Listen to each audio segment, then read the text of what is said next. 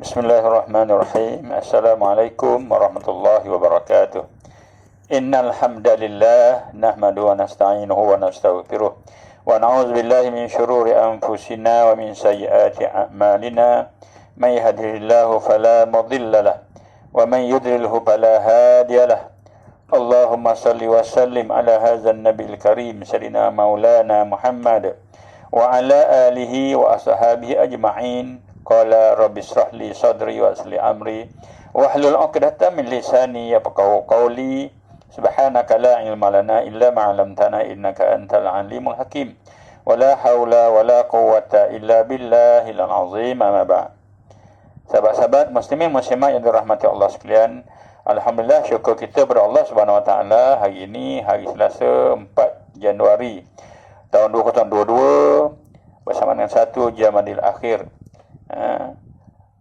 Kita dalam program video Tazkirah Ar-Ridwan bagi kelas pengajian Takmir Masjid dan Surau Negeri Perak Darul Ridwan tahun 2022, musim COVID-19.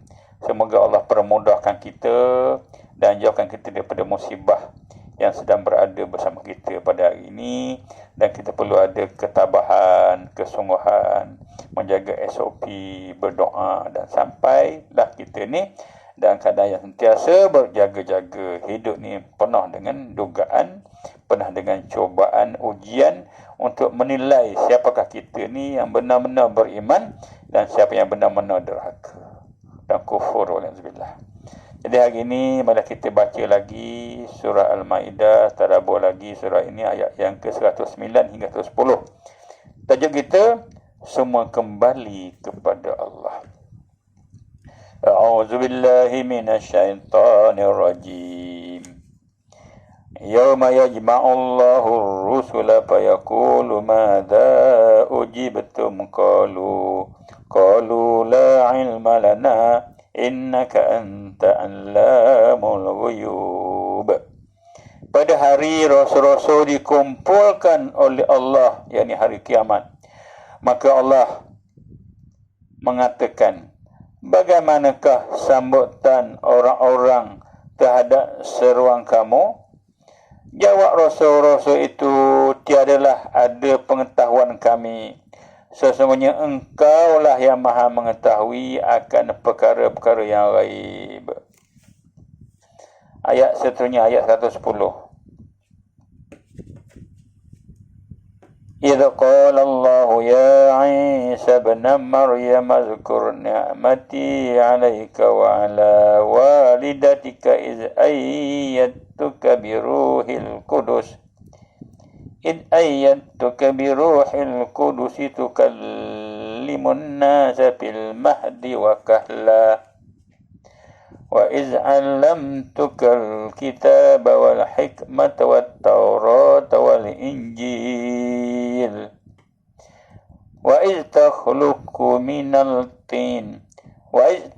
من الطين كهيئة الطير بإذني فتنفخ فيها فتكون طيرا بإذني وتبرئ الأكمه والأبرص بإذني وإذ تخرج الموتى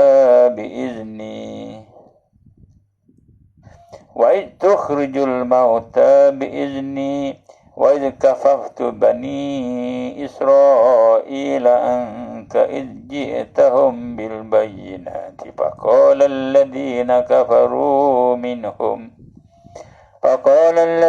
كفروا منهم إن هذا إلا سحر مبين. Sadaqallahul azim. Ingatlah ketika Allah berkata, Hei Isa anak Maryam, kenanglah olehmu akan nikmatku yang aku limpahkan ke atasmu dan ke atas ibumu. Itu ketika aku menguatkan engkau dengan roh suci. Engkau bercakap-cakap dengan manusia semasa masih bayi. Semasa masih bayi lagi dalam buayan dan semasa tua.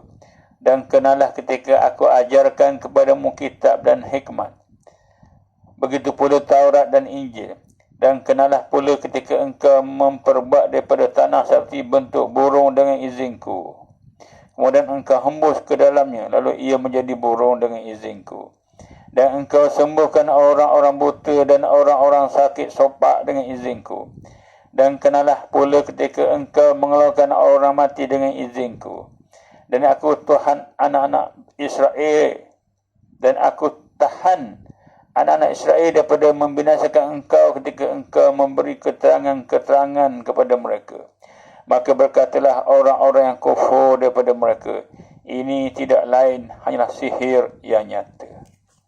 Sahabat-sahabat, kita pun dah baca dua ayat daripada surah Al-Ma'idah, ayat yang ke-109 hingga 110. Ayat ini mempunyai hubungannya dengan ayat yang terdahulu yang maksudnya, takutlah kamu kepada Allah pada hari Rasul-Rasul akan dikumpulkan. Ini ingatan Allah. Takutlah kamu kepada Allah. Ittaqullah. Takutlah kepada Allah dengan cara patuh segala arahannya. Tinggalkan segala larangannya. Ini Allah beritahu. Takutlah kepada Allah. Ingat, pada hari di mana Rasul-Rasul akan dikumpulkan. Bila tu? Itulah hari kiamat di mana Rasul dikumpulkan. Pada hari itu, para Rasul ditanya oleh Allah tentang umatnya semasa mereka berada di dunia dulu. Yang diseru agar mereka mentauhidkan Allah dan mentaati perintah Allah. Bagaimanakah sambutan mereka, wahai Rasul? Bagaimana sambutan umatmu? Mereka dengar ke? Mereka beriman ke? Atau bagaimana? Inilah peringatan untuk kita bersama. Rasul ditanya, macam mana umat kamu? Mereka okey ke tak okey? Apa respon mereka tentang panggilan kamu atas perintahku itu? Inilah yang berlaku. Tujuan Allah menanyakan hal ini ialah untuk mencela perbuatan umatnya yang mendustakan para Rasul.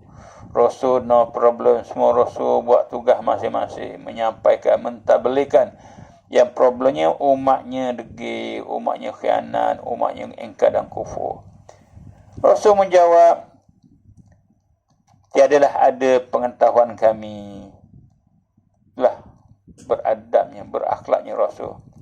Tiadalah ada pengetahuan kami mengenai umat tersebut sebagaimana pengetahuan engkau ya Tuhan. Engkau mengetahui apa yang mereka sembunyikan dalam hati dan apa yang mereka lahirkan. Sedang kami hanya tahu apa yang mereka lahirkan saja. Kami tak tahu apa yang sebenar mereka ni.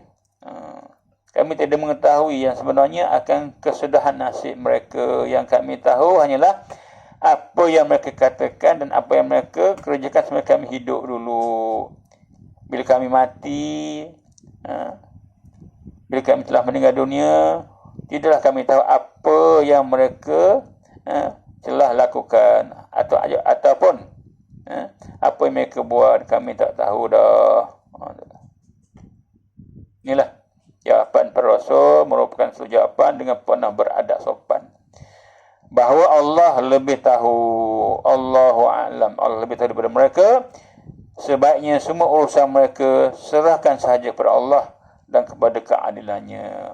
Mereka hanya memadai dengan menjawab, la ilma lana. La ilma lana, tiadalah ada pengetahuan kami. La ilma lana innaka anta allamul ghuyub. Tiadalah ada pengetahuan kami, sedang engkau lah yang maha mengetahui akan perkara yang gaib. Inilah jawapan. Jadi kita umatnya kena sedar. Kalau kita tak dengar cakap Rasul, engkar perintah Rasul, ingatlah, itulah hari yang sangat penuh dengan kengerian. Apa kita nak jawab? Nak bohong siapa lagi kita ni? Memang Allah yang betul besar dihantar para Rasul, hantar kitab pula untuk kita jadi orang selamat dunia, beriman kepada Allah, beriman kepada Rasul, beramal dengan kitab. Tapi kita degil. Nabi kata, kami tak tahu ya Allah setelah kami meninggal. La ilma lana, tiada ada pengetahuan. Kami tak ada pengetahuan pun. innaka anta allamul ghuyub, yang engkau lah ya Allah yang tahu benda-benda yang gaib. Jadi kita lah hari ni kena standby, beramal, patuh, dengar, taat perintah Allah dan perintah Rasul.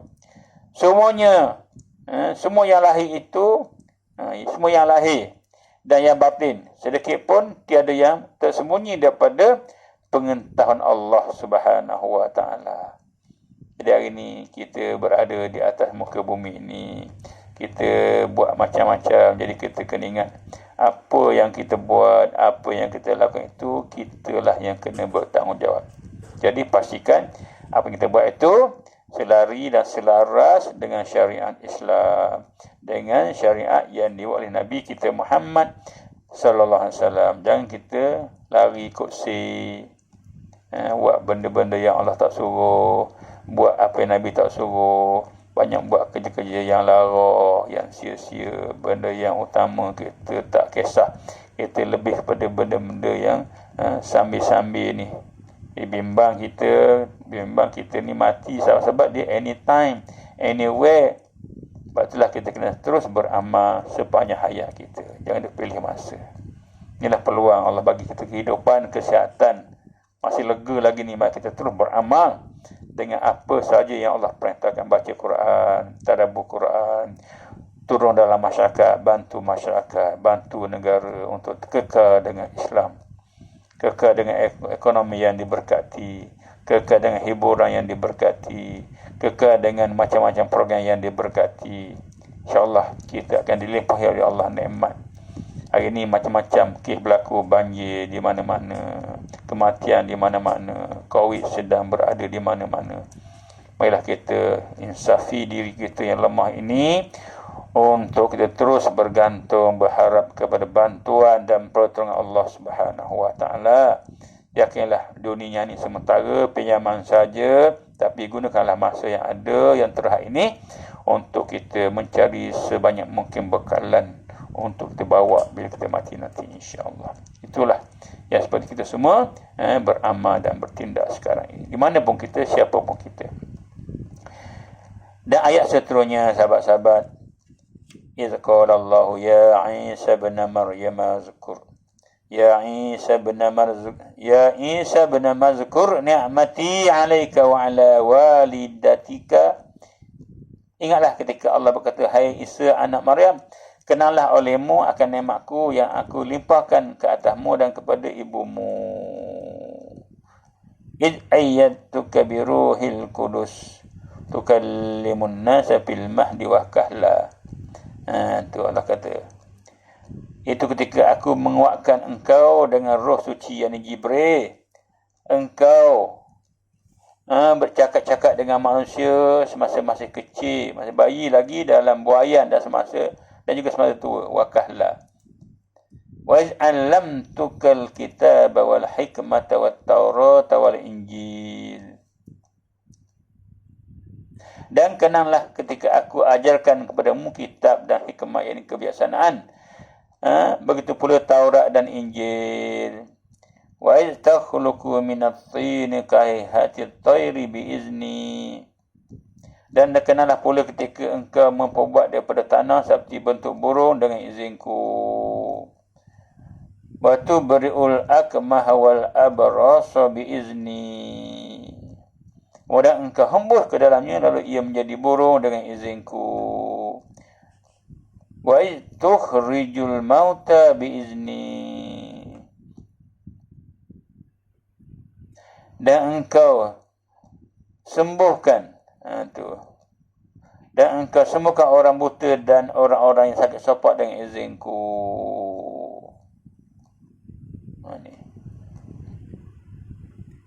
Wa tukhrijul mauta biizni. Dan juga orang-orang yang mati,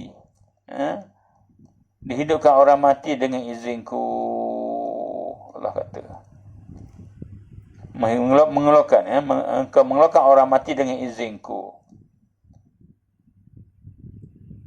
Wa iz kafaftu bani Israila anka iz ji'tahum bil bayyinati faqala alladhina kafaru minhum in hadha illa sihrun mubin. Dan aku tahan anak Israel daripada membinasakan engkau ketika engkau memberi keterangan-keterangan kepada mereka. Maka berkatalah orang-orang yang kufur daripada mereka, ini tidak lain hanyalah sihir yang nyata. Sahabat-sahabat, pada ayat yang berbunyi إِذْ قَالَ اللَّهُ يَا عِيسَى ابْنَ مَرْيَمَ اذْكُرْ نِعْمَتِي عَلَيْكَ وَعَلَى وَالِدَتِكَ Sadaqallahul Azim. Ingatlah ketika Allah berkata, Hei Isa anak Maryam, kenanglah olehmu akan nikmatku yang aku limpahkan kepadamu dan kepada ibumu. Maknanya tujuan Allah menyebut peristiwa ini ialah untuk memperingatkan kepada orang-orang Nasrani yang terlampau keji tutur katanya dan sesat i'tikadnya kerana menganggap Allah itu ada isteri dan ada anak. Ni. Ataupun tujuannya untuk memperdengarkan kepada semua umat pada hari kiamat tentang keistimewaan Nabi Isa kerana mendapat kehormatan daripada Allah. Diseru agar mengenang, bersyukur atas nikmat-nikmat Allah yang dikurniakan kepadanya dan juga kepada ibunya, iaitu Siti Maryam. Dan ada ibunya telah dijadikan Allah secantik dan semulia-mulia perempuan pada zamannya. Dia dibersihkan oleh Allah Subhanahu Wa Taala daripada sifat-sifat keji dan dipilih menjadi salah seorang wanita yang utama dari seluruh dunia, seluruh alam. Iz ayyatuka bi ruhil qudus tukallimun nas fil mahdi wa kahla. Sadaqallahul azim. Itu ketika aku menguatkan engkau dengan roh suci, dengan Jibril. Engkau bercakap-cakap dengan manusia masa masih bayi, dalam buaya dan semasa tua. Jadi Maria ni ada kelebihan antara empat wanita yang lebih. Janji mereka syurga. Siapa dia? Khadijah, Fatimah, Maryam dan juga Asyah, isteri Firaun. Di mana Nabi Isa ni Allah kuatkan dia dengan roh, dengan datangnya malaikat. Biruhil Qudus, roh kudus. Itu malaikat datang. Dan engkau bercakap-cakap dengan manusia. Nabi Isa boleh bercakap dengan manusia masa kecil dan juga masa tua. Yang antara hikmat atau nikmat-nikmat Allah yang banyak itu ada disebutkan 7 perkara. Nabi Isa sentiasa diiringi oleh malaikat Jibril AS untuk membantunya dalam sebarang peristiwa. Dalam dia menyampaikan ilhamnya kepada manusia. Dan menyampaikan ilham kepadanya, mana malaikat datang bawa ilham, wahyu kepadanya yang berupa ilmu pengetahuan dengan bantuan malaikat Jibril. Dan Nabi Isa dapat berkata semasa dia dalam buaya, masih bayi lagi, boleh berkata-kata. Itu untuk apa tu? Untuk membersihkan ibunya yang dituduh sebagai perempuan zina oleh pokok Yahudi. Katanya semasa bayi itu hanya sejurus saja, kejap saja. Di mana katanya semasa bayi itu hanyalah sejurus saja, dan katanya sudah tua ialah sebagai yang telah disebut dulu. Dia kata, berkata-kata dia ni masa dia bayi pun dia bercakap dan masa tua pun dia bercakap lagi. Ini yang dihuraikan pada surah Ali Imran ayat yang ke-47. Bahawa Nabi Isa AS berkata sesudah tua selepas dia diturunkan daripada langit. Kerana Nabi Isa ketika diangkat oleh Allah ke langit dalam usia 33 tahun. Itu maksudnya dia turun ke bumi lepas tu dan bercakap-cakap. Masa itu sedang muda, masa dia diangkat ke langit tu 33 tahun, muda lagi, belum tua lagi. Bermakna Nabi Isa akan diturunkan semula ke bumi. Masa itu Nabi Isa akan berkata dalam keadaan sebagai orang tua yang mempunyai kesempurnaan akal dan fikiran. Itulah tugas Nabi, menyampaikan. Wa iz 'allamtukal kitaba wal hikmata wat taurata wal injil. Sadaqallahul azim. Dan kenanglah ketika aku ajarkan kepada kitab.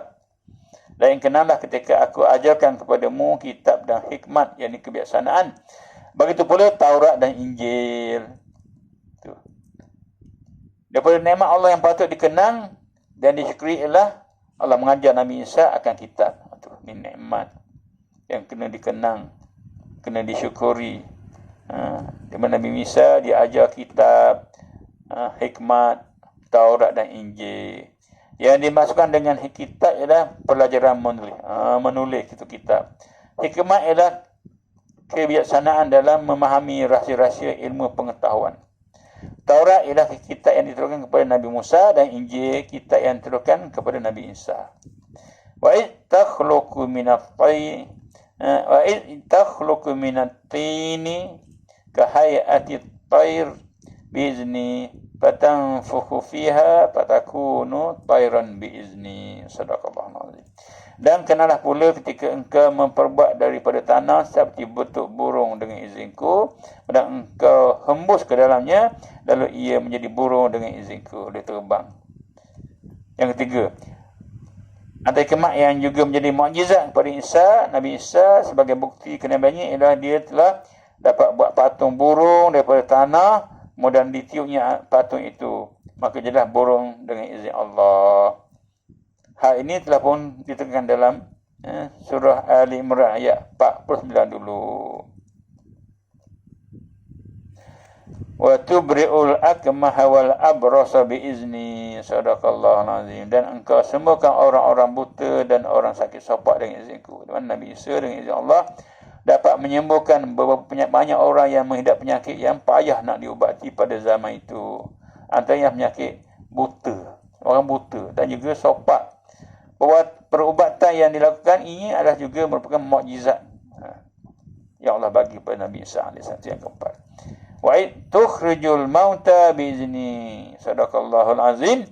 Dan kenalah pula ketika engkau mengeluarkan orang mati dengan izinku. Ni yang kelima. Ini disebut dulu dalam huraian ayat 49 surah Ali Imran. Nabi Isa dengan izin Allah telah dapat menghidupkan sebanyak 4 orang yang sudah mati. 3 orang daripada mereka yang telah hidup lama hingga sampai mendapat anak. 3 orang hidup lama. Dan yang sama lagi itu bernama Sam bin Nuh yang telah meninggal dunia kira-kira 4,000 tahun yang lalu.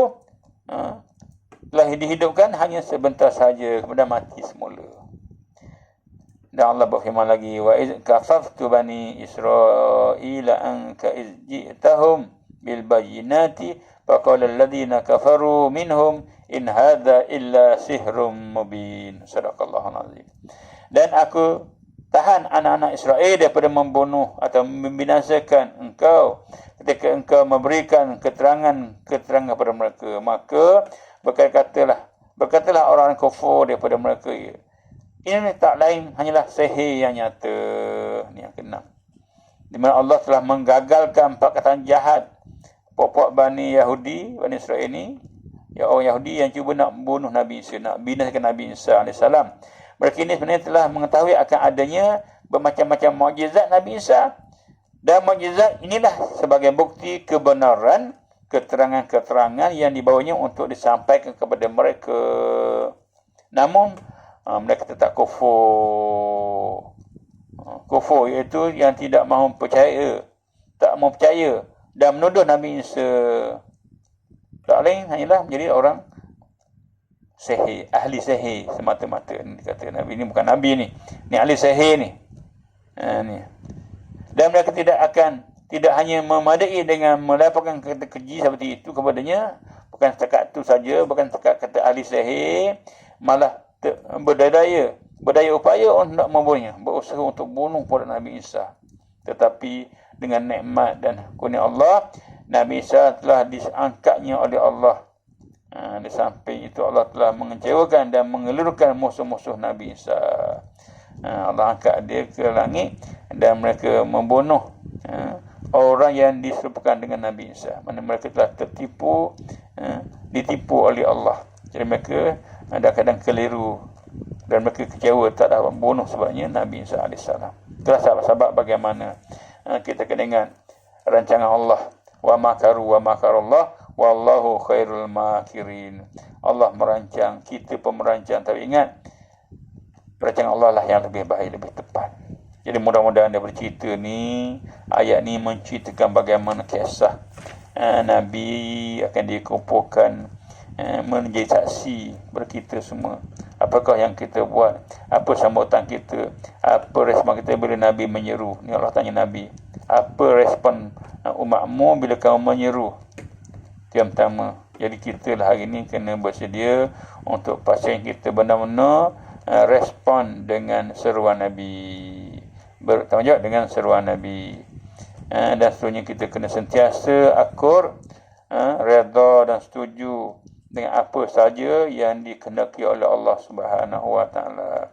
Tidak macam umat terdahulu Bani Israel, mereka ni mungkir janji, mereka ni khianat, dan jangan juga jadi orang-orang munafik zaman Nabi di Madinah tu, bermuka-muka mengaku Islam tapi akhirnya mereka ni kufur kepada Allah, mereka menipu Allah dan mereka tipu diri mereka sendiri. Jadi itulah antara yang dapat kita sebut pada hari ini. Antara ibrah yang kita boleh ambil tadi ialah kita semua akan dikumpulkan oleh Allah dan kita kena ada persiapan daripada sekarang ini. Wallahu alam. Aqulu qawli hadza wa astaghfirullahal azim li wa lakum. Wassalamualaikum warahmatullahi wabarakatuh.